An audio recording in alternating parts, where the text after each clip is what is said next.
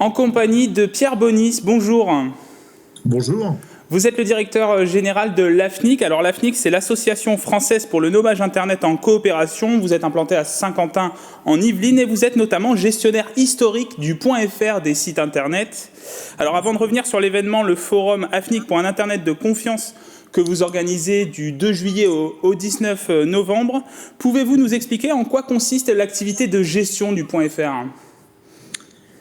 Bonjour à tous. Alors l'activité de gestion du .fr, ça consiste d'une part à permettre l'enregistrement de noms de domaine en .fr à travers des bureaux d'enregistrement qui sont des hébergeurs Internet la plupart du temps.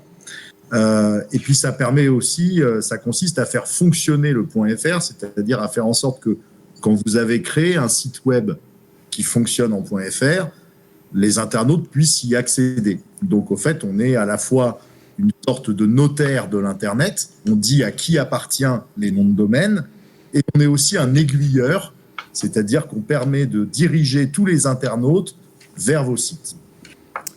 Et alors aussi, vous avez un rôle d'information, de sensibilisation, et c'est dans ce cadre-là que vous organisez à partir du 2 juillet et jusqu'au 19 novembre un cycle de débats sous le nom du forum AFNIC pour un Internet de confiance. Et la thématique de ces débats, c'est de lutter contre les abus en ligne. Alors pourquoi avoir choisi cette thématique ? Alors, merci d'avoir rappelé que l'AFNIC, au-delà de son rôle de gestionnaire du .fr, elle a aussi un rôle, historiquement, en tant qu'association, d'animation d'un certain nombre de débats au sein de la communauté Internet française. Il nous a semblé que cette question des abus était traitée de manière un peu disparate aujourd'hui, faisait l'objet d'un certain nombre de prises de position qui parfois étaient techniquement assez mal informés. Et il nous a semblé que justement ce caractère un peu neutre du registre Internet .fr pouvait permettre de rassembler un certain nombre d'acteurs pour faire le point sur ce qu'est un abus, comment on peut s'en prémunir et quels sont les moyens techniques de gérer les abus, sachant que nous sommes à l'AFNIC assez prudents sur le fait que les abus sur Internet ne se règlent que techniquement. Parfois, ça se règle par d'autres manières. Donc, c'est une manière de faire le point et aussi peut-être d'éclairer à travers ce point-là des décideurs qui peuvent être des législateurs sur les meilleurs moyens de limiter les abus et les risques sur Internet. Alors, pour nos téléspectateurs, est-ce que vous avez des exemples d'abus sur Internet ?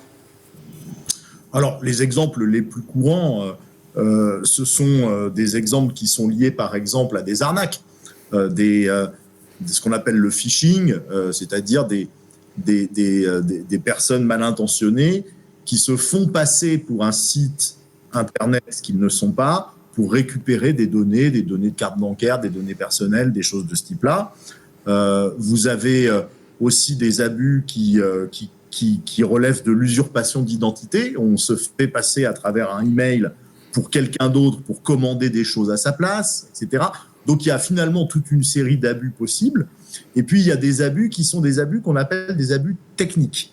Par exemple, le spam, c'est un abus technique. C'est-à-dire que non seulement ça pose des problèmes à ceux qui le reçoivent, mais ça pose aussi des problèmes aux infrastructures de l'Internet parce que c'est énormément de messages qui partent alors qu'ils ne sont pas légitimes. Donc, ça sera probablement un élément dans les mois à venir qu'on aura à distinguer. Quels sont les abus classiques et les abus techniques ?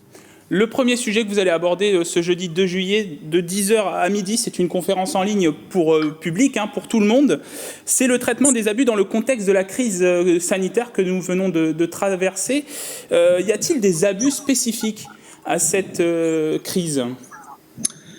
Alors, ça sera l'objet du débat. Donc, je ne veux pas préempter ce que diront nos invités, puisque nous ne sommes pas les seuls à parler, bien sûr. Il y aura la direction générale de la concurrence et de la répression des fraudes. Il y aura un homologue étranger, notre homologue danois, et il y aura un grand bureau d'enregistrement qui est Gandhi, qui s'exprimeront là-dessus.